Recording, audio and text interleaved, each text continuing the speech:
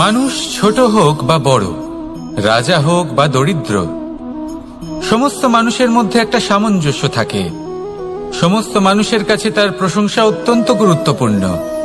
সে খুবই প্রসন্ন হয় যদি আপনি তার প্রশংসা করেন, কিন্তু আপনি যদি তাকে এটা বলেন যে এটা তোমার ভুল ছিল, তোমার কিছু খামতি ছিল, তখন সেটা সে মানতে রাজিই থাকে না। সব মানুষ এটা শুনতে পছন্দ করে যে সে যেটা করেছে সেটাই সর্বোত্তম। এবার আমি আপনাকে একটা কথা বলি, এ হলো নিন্দা, এ হলো প্রশংসা, আর এই হলো সত্য, যা সবার থেকে উচ্চস্থানীয়। সেই জন্য মানুষ আয়না দেখে। আয়না তাকে তার সৌন্দর্য দেখায় না, তাকে দেখায় যা সত্য, যাতে মানুষ আরো সুন্দর হওয়ার চেষ্টা করতে থাকে। তাই আয়না অত্যন্ত গুরুত্বপূর্ণ সত্যকে জানার জন্য। জীবনে নিন্দুকের মাহাত্ম্য প্রশংসকের মাহাত্ম্যের থেকে অনেক বেশি। কেন? কারণ তারা আপনাকে আপনার খামতি দেখায়, আপনার ভুলগুলো বুঝিয়ে দেয়, আপনাকে একটা সুযোগ দেয় নিজেকে শুধরে নিতে, নিজেকে আরো শ্রেষ্ঠ করে তুলতে, যা প্রশংসক করতে পারে না। তাই জীবনে যদি কখনো নিন্দা করা হয়, তাকে ভালোবেসে গ্রহণ করুন, ধন্যাত্মক রূপে গ্রহণ করুন। যদি নিজেকে কোনো শিক্ষা দেওয়া সম্ভব হয় তাহলে অবশ্যই দিন। দেখবেন মন প্রসন্ন হয়ে বলবে, রাধা রাধা। গুরু, যিনি পথ দেখান, আমাদের জীবনে অত্যন্ত গুরুত্বপূর্ণ, অত্যন্ত আবশ্যক। কিন্তু কিছু মানুষ মনে করেন যে গুরুর কোনো প্রয়োজন নেই, কারণ এই সমগ্র জ্ঞান মানুষের অন্তরেই নিহিত রয়েছে। এবার প্রশ্ন এটাই, যদি সমস্ত জ্ঞান মানুষের অন্তরে নিহিত থাকে তাহলে গুরুর কি প্রয়োজন? আর যারা আজ পর্যন্ত গুরুকে মেনে এসেছেন তারা কি অনুচিত করেছেন? এর উত্তর আমি আপনাকে দেব একটা উদাহরণ দ্বারা। একটা কাঠ যা জ্বলনশীল, জ্বলনের ঊর্জা তার অন্তরে নিহিত রয়েছে, কিন্তু তার জ্বলনের জন্য বাইরে থেকে একটা অনুঘটকের প্রয়োজন হয়। এই অনুঘটকই হলেন আপনার গুরু। উত্তাপ যা একটা কাঠকে জ্বালাতে পারে, সেই উত্তাপ হলো গুরুর প্রচেষ্টা। যদি সেই গুরুই না থাকে, তার প্রচেষ্টাই না থাকে, তাহলে সেই সমস্ত জ্ঞান যা মানুষের অন্তরে নিহিত তা ব্যর্থ হয়ে যাবে। যদি আপনার সাথে আপনার গুরু থাকেন, আপনার পথ প্রদর্শন করেন, আপনার অন্তরের জ্ঞানকে বাইরে নিয়ে আসতে পারেন, তাহলে তাকে সম্মান করুন আর আমার সাথে ভালোবেসে বলুন, রাধা রাধা। কিছু মানুষ বড়ই বিচিত্র হন, এমনভাবে জীবনযাপন করেন যেন তাদের কোনোদিন মৃত্যুই হবে না। নিজেদের অহংকারের বশে একটা কথা ভুলে যান, যে যতই তারা নিঃশ্বাস নিচ্ছেন, যতই তারা জীবনযাপন করছেন, ততই তারা মৃত্যুর দিকে এগিয়ে চলেছেন। কারণ আমাদের এই জীবন তার নিঃশ্বাসের উপর নির্ভরশীল। নিঃশ্বাস চলছে মানে জীবন চলছে। নিঃশ্বাস যদি থেমে যায় তাহলে জীবনও থেমে যাবে। আমাদের জীবনের প্রদীপ যে কোনো মুহূর্তে নিভে যেতে পারে, আর কত সময় বাকি রয়েছে সেই বিষয়ে আমাদের কোনো ধারণাই নেই। তাই যে মুহূর্ত আমরা এখন যাপন করছি সেটার সদ্ব্যবহার করে নেওয়া যাক, কোনো শুভ কর্ম করে নেওয়া যাক, এমন কোনো কর্ম যার দ্বারা আমাদের ব্যক্তিত্বতে এমন এক চমক আসে যে আমাদের মৃত্যুর পরেও এই সংসার আমাদের চিরস্মরণীয় করে। কারণ একটা কথা ঠিক, মৃত্যু হলো একটা অটল সত্য, তাকে মেনে নিতেই হবে, স্মরণীয় করে রাখতেই হবে। যে সময় আছে তার সদ্ব্যবহার করুন আর আমার সাথে ভালোবেসে বলুন, রাধা রাধা। যদি কোনো সিংহ বানরের মতো গাছে চড়তে চেষ্টা করে তাহলে কি হবে? একটা মাছ যদি মাটিতে হাঁটতে চেষ্টা করে তাহলে কি হবে? তারা বিফলই হবে। কিন্তু এরকম কেন হয়? তার কারণ হলো প্রকৃতির রচনা কিছুটা এরকম।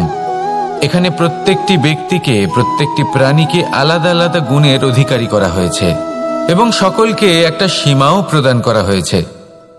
এবার এই যে বৃক্ষ, পশু, পাখি, এদের মধ্যে সেই ক্ষমতাই নেই যে এরা নিজেদের যাচাই করতে পারবে, নিজেদের সীমাগুলো বুঝতে পারবে। নিজেদের সদ্গুণগুলো চিনতে পারবে, এরা সেটা করতে পারবে না। কিন্তু মানুষ তো আলাদা।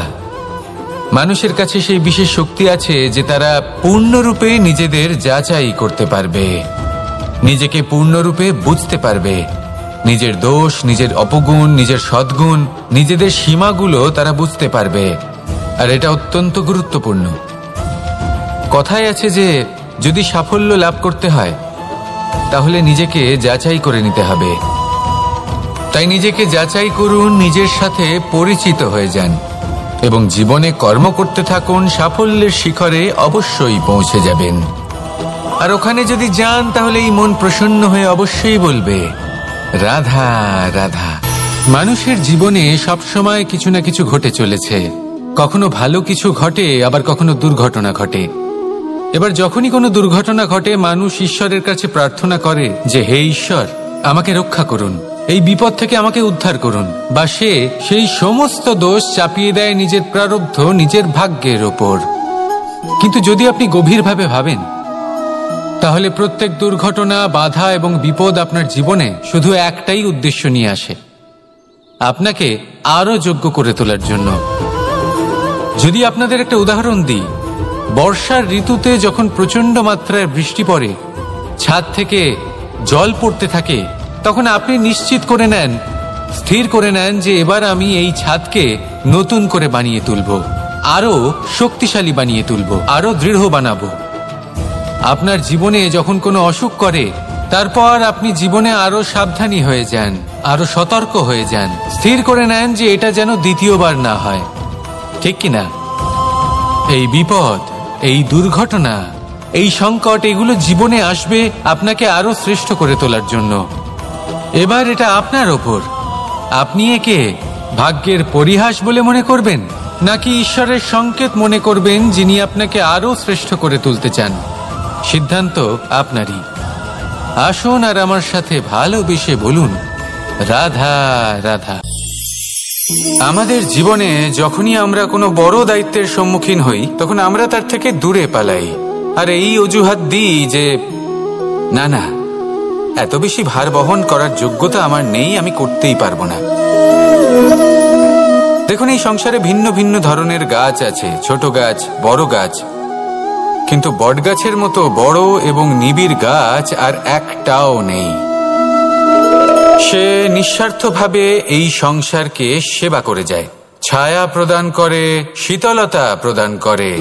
আর যখন এমন সময় আসে যখন তার ওপর বোঝা অত্যন্ত বেড়ে যায়, সে কিন্তু কোনোভাবেই ভেঙে পড়ে না। তখন সে নিজের নিঃস্বার্থ কর্মের ফল লাভ করে, সেই নিঃস্বার্থ কর্ম যা সে করেছে। তার দেহ থেকে ছোট ছোট ঝুড়ি বার হয় এবং তা কাণ্ডের আকার ধারণ করে। সেই কাণ্ড মাটির কাছে পৌঁছয় এবং তারপর তা বটগাছের সহায়ক হয়ে ওঠে। সে ভেঙে পড়ে যায় না। এইভাবে আপনিও জীবনে নিঃস্বার্থভাবে সবার সেবা করুন, ভালোবাসুন, সবাইকে সাহায্য করুন। যেদিন আপনার ওপর বোঝা অত্যন্ত বেড়ে যাবে, সেদিন এই সব মানুষ আপনাকে সাহায্য করার জন্য আসবেন, আপনার শক্তি হয়ে উঠবেন, আর আপনি বটগাছের মতোই মহান এবং বিশাল হয়ে উঠবেন। আসুন আর আমার সাথে ভালোবেসে বলুন, রাধা রাধা। আমাদের মধ্যে বেশিরভাগ মানুষ কোনো না কোনো মহাশক্তির উপস্থিতিকে বিশ্বাস করেন। আমরা মনে করি যে এ হলো সেই মহাশক্তি যার প্রভাব, যার কৃপা চিরকাল আমাদের উপর বজায় থাকে। আমাদের কর্মের ওপর, কর্মফলের ওপর চিরকাল তার দৃষ্টি থাকে। আমাদের মধ্যে কেউ একে ঈশ্বর মনে করেন, কেউ বা প্রকৃতি মনে করেন, বা কেউ কোনো গৃহপালিত পশুর মধ্যে মহাশক্তির দর্শন লাভ করেন, বা কেউ কোনো বস্তুর মধ্যে। প্রত্যেকের নিজস্ব বিশ্বাস আছে, কিন্তু সেই শক্তির থেকে আশীর্বাদ লাভের জন্য বা কোনো ইচ্ছে পূরণের জন্য আমরা কখনো না কখনো মন্দিরে যাই। এই মন্দির শব্দের সূত্রপাত কিভাবে, আগে সেটা বুঝে নেওয়া যাক। মন্দির, এই শব্দের আরম্ভ হলো মনের দ্বারা। কিন্তু বেশিরভাগ মানুষ যখনই মন্দিরে যান কোনো ইচ্ছে পূরণের জন্য বা ইচ্ছে পূরণ হওয়ার পরে ধন্যবাদ দেওয়ার জন্য, তখন তিনি শুধুমাত্র শারীরিকভাবে সেখানে উপস্থিত থাকেন, তার মন তো সাংসারিক কাজের মধ্যেই ঘোরাফেরা করতে থাকে, তাই না? তাহলে বলুন, এর অর্থ কি? যদি আপনি মন্দিরে নিজের মনকেই না নিয়ে যান, তাহলে তার কি লাভ হবে? মন্দিরে গিয়ে নিজের মনকে ঈশ্বরের চরণে পূর্ণরূপে সমর্পণ করুন, নিজের মন থেকে ঈশ্বরের আরাধনা করুন, আর এই মন থেকেই বলুন, রাধা রাধা। পাণ্ডবরা বন থেকে এসেছিলেন। ওনাদের কাছে না কোনো ধন ছিল, না কোনো সম্পদ, না বিদ্যা। নিজের পরিশ্রমের দ্বারা ওনারা বিদ্যা অর্জন করেছিলেন, আর তার দ্বারাই সম্পদ অর্জন করলেন আর ধনও অর্জন করলেন। এই পাণ্ডব ছিলেন অত্যন্ত কুশল এবং শক্তিশালী। যুধিষ্ঠির নিজের পরিশ্রম দ্বারা এমন জ্ঞান অর্জন করেছিলেন যে এই সংসার ওনাকে ধর্মরাজ যুধিষ্ঠির অভিহিত করেছিল। দেখতে গেলে পাণ্ডবদের কাছে সবকিছুই ছিল, কিন্তু যখন বিষয় এলো আরো ধন লাভ করার, তখন যুধিষ্ঠির, যিনি পাণ্ডবদের মধ্যে জ্যেষ্ঠ, তিনি সকল পাণ্ডবদের সাথে দ্যুতক্রীড়ায় অংশগ্রহণ করে ফেললেন। এর ফলে না শুধু ধনলক্ষ্মী, ধর্মলক্ষ্মী, বিবেক লক্ষ্মীকেও হারালেন, আর শুধু তাই নয়, নিজের গৃহলক্ষ্মী দ্রৌপদীকেও হারিয়ে ফেললেন। এর কারণ কি? ভুলে গেলেন খুব সহজ একটা কথা, এই সংসারে সম্মান এবং সাফল্য দুটোই পরিশ্রমের দ্বারা লাভ করতে হয়, কিন্তু দ্যুতক্রীড়ার এই খেলা আমাদের ভাগ্যের উপর নির্ভরশীল। এই সংসারে দুটি পথ রয়েছে, একটা পথ যেখানে কর্ম এবং পরিশ্রমের দ্বারা আপনি নিজের পথ নিজেই রচনা করতে পারবেন, আর দ্বিতীয় পথ হলো যেখানে এই ভাগ্য এক মুহূর্তে আপনাকে শিখরেও পৌঁছে দিতে পারে, আবার ধূলিসাৎ করে দিতে পারে। আপনি কোন পথ বাছবেন সেই চয়ন আপনারই। আসুন আর আমার সাথে ভালোবেসে বলুন, রাধা রাধা। একদিকে হলো আঙুর আর অন্যদিকে কিশমিশ। দেখতে গেলে এই দুটোই সবারই খুব প্রিয়, শিশু হোক, যুবক হোক বা কোনো বৃদ্ধ ব্যক্তি হোক না কেন। আর দেখতে গেলে এই কিশমিশ, এটা আঙুর থেকেই আসে, তারই অন্য একটি রূপ। কিন্তু কখনো হাটে যান আর গিয়ে জিজ্ঞেস করুন যে এই কিশমিশ আর আঙুর, এই দুইয়ের মধ্যে অধিক মূল্য কার? আপনিও নিশ্চয়ই জানবেন যে কিশমিশের মূল্য আঙুরের থেকে অনেক গুণ বেশি। এবার এরকম কেন হয়? এর পেছনে কি কারণ থাকতে পারে? একদিকে হলো সেই আঙুর যা টাটকা অবস্থায় গাছ থেকে পেড়ে খাওয়া যায়, আর অন্যদিকে হলো কিশমিশ যাকে মাসের পর মাস রোদে ফেলে রাখা হয়।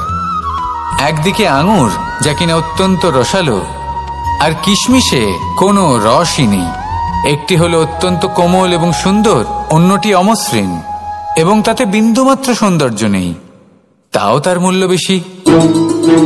এইসব কেন হয়? এই কারণেই হয় কারণ সেই আঙুর অনেক মাস পর্যন্ত রোদ সহ্য করে থাকে, কষ্ট সহ্য করে থাকে, তবেই সেই আঙুর কিশমিশে পরিণত হয়।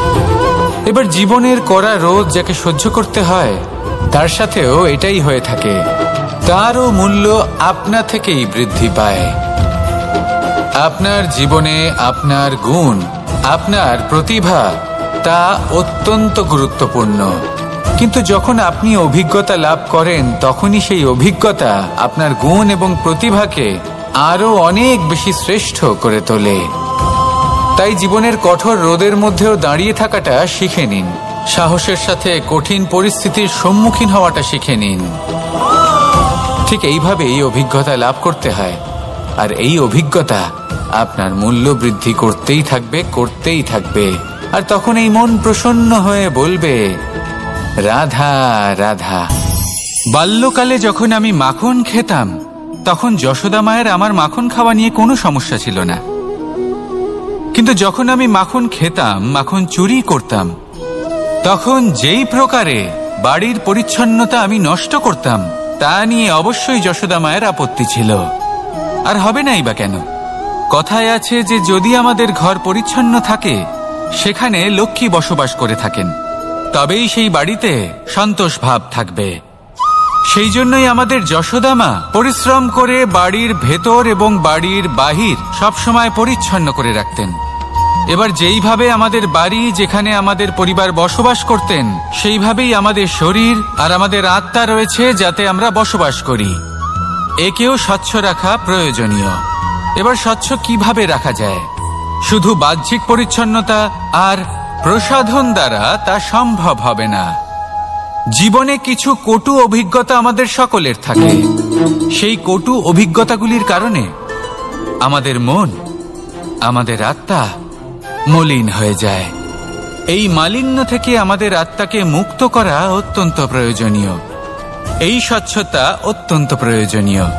আর আমাদের এই মন মালিন্য থেকে মুক্ত হতে পারে শুধুমাত্র প্রেম এবং করুণার দ্বারা। তাই সকলকে ভালোবাসতে থাকুন আর মনের মধ্যে করুণার বোধ জাগ্রত করুন।